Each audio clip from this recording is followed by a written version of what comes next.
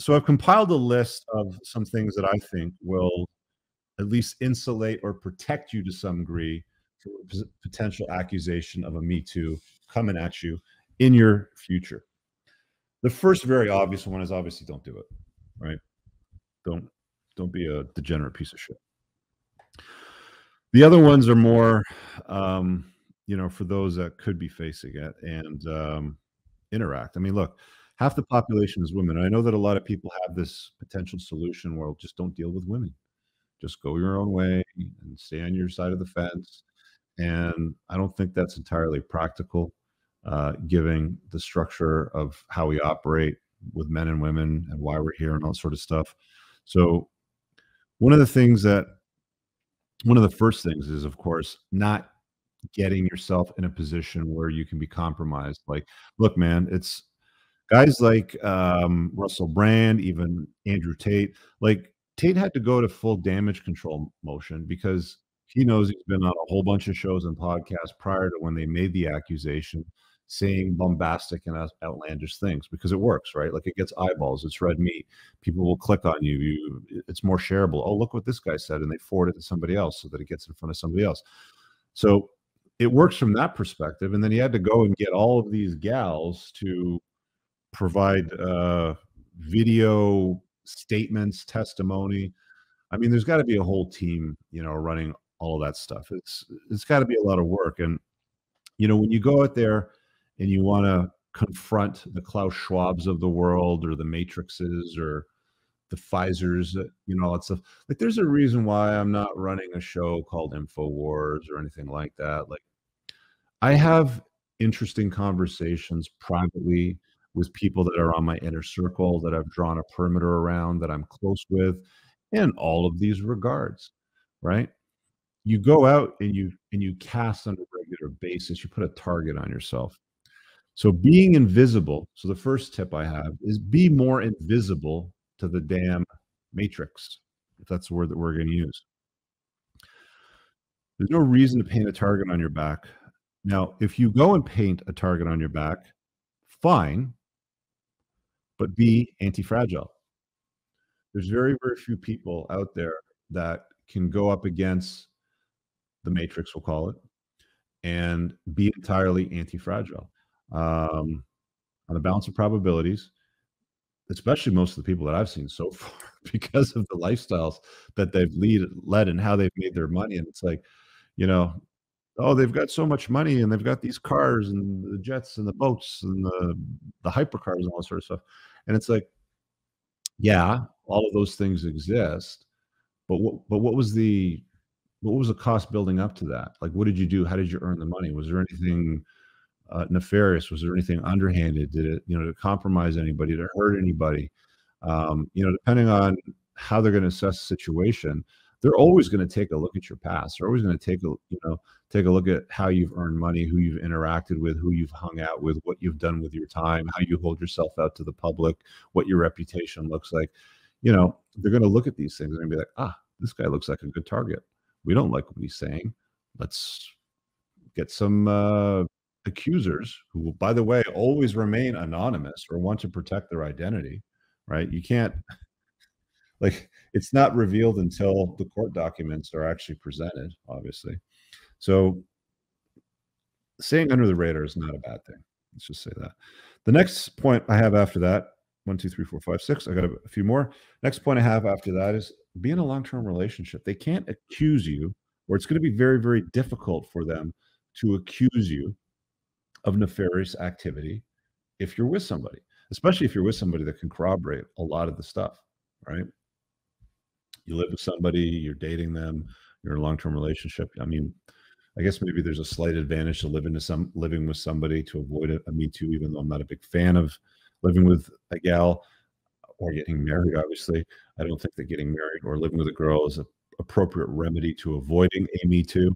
But being in an LTR, it's like, oh, he touched me or did that. It's like, well, that's interesting because I'm always with her, or her story can corroborate, your activities together, sort of thing. But I think the chances of you getting Me Too in a modern time, long is the key word here, right? If you're promiscuous and like racking up notches big time, the chances of you being accused of this and it's sticking, or being accused of this and people looking at you going, there's a chance, Russell Brand, there's a chance because of his promiscuous past that he may have done something. Is it likely? I don't think so. It's pretty unlikely. Again, it's like a guy with a supercar collection of 50 cars going and stealing a Kia. It just doesn't add up. It doesn't make sense. This guy was spoiled for choice. He had women throwing themselves at him. I don't talk about it very often, but because of my private coaching rate, when I'm dealing with people on an ongoing basis on a long term, I've dealt with athletes, I've dealt with some actors, I've dealt with some politicians. The problems that they have in their lives and dealing with women, female nature, and the stuff that pops up is very, very different from, like the general public, right? High level people, weapons in the world, guys that are putting very significant dents in the universe, they have a different set of problems. But anyway, I'll keep going. Keeping records. We're always tempted, and I've done this when I'm dating, right? We're always tempted. It's like, da da da da. She says something that annoys you, or she's being a brat, or she turns flaky, or whatever, and you're like, "Fuck this bitch," and you go and delete it all, right? You've lost all the text exchange, any photographs, I had an awesome time with you last night. Can't wait to see you again. Like all of that's gone, poof, right? Or if they're crazy in the head, like there's clear evidence in the messaging back and forth that she's a nutter, and you're just like, delete this bitch or block her or something like that. Then all of a sudden you've lost it all. So I think in this day and age, if you're dating and you're dealing with women and multiple women, obviously, it's prudent to keep records. Just saying, and never throw them away. So back them up, keep them somewhere. So if in 20 years' time something comes up, as absurd as that sounds, it's entirely possible the way things are going right now. Again, we're not seeing a limitation period on this. It's believe all women in any circumstance, anytime, regardless of the duration of time that passed. It doesn't matter, right? So keeping records is definitely going to be useful. I think messaging, and especially anything where she's either crazy or expressing that she's a bit of a nutter, or it's, again, had such a great time, you're such a gentleman, thank you for taking me out, can't wait to see you again, stuff like that, obviously. I'm going to skip over this next one because I don't think creeps are particularly relevant to the people that watch my stuff. I mean, bottom line, don't be creepy. Like, creepy guys will there's that meme from like Barbara in HR. There's two photographs. There's like the creepy, weird looking guy, and he's like, "Hey Barb, you're looking good today." And she's like, "Hello HR, Bill is bothering me again." And then the next one is like Chad Thundercock, the tall, strapping dude with the square jaw, muscle bound, wide shoulders, narrow waist, like the cartoon character of him. And she's like, "Hey Barb, looking good." And she's like, "Gee, thanks." Right? Like, women, when women are attracted to a guy, strongly attracted to a guy, have genuine burning desires, I discussed in chapter 3 of my book, which, again, if you haven't read. When women have a strong pull to a guy, it's very obvious, and it's a very secure place to be, if we're being honest. If you get creepy on her, if you're chasing her, if you're getting simpy on her, this is where you're going to run into problems. But again, look, if you guys are plugged in and paying attention to what I'm talking about, you're not creeps. So let's just move on from there. I don't need to spend too much time on it. Here's an interesting one that I made a note on, is avoiding doing things alone with women. I had a buddy of mine that I was in a business forum with for a while, and because he saw a friend get Me Too'd, he made it a policy that if he had to meet with any females in his line of work, he always had a third party there, whether it was somebody that worked with him or somebody that worked with them. He never put himself in a position where he was ever going to be left alone for any reason whatsoever with another woman. So whether it was a dinner, like if there was a dinner invitation, he would say, no problem, but I have to bring my assistant to to take notes. Or if there was, like a private event, there was always going to be other people there. And if there wasn't there, then he would have to reschedule. And I mean, it's difficult, man, because it's like you'd like to kind of go through life thinking that you can just do it and not have to worry about some psychopath trying to ruin you like 10 years later. And you got to keep fucking notes and not delete stuff and have a third party there.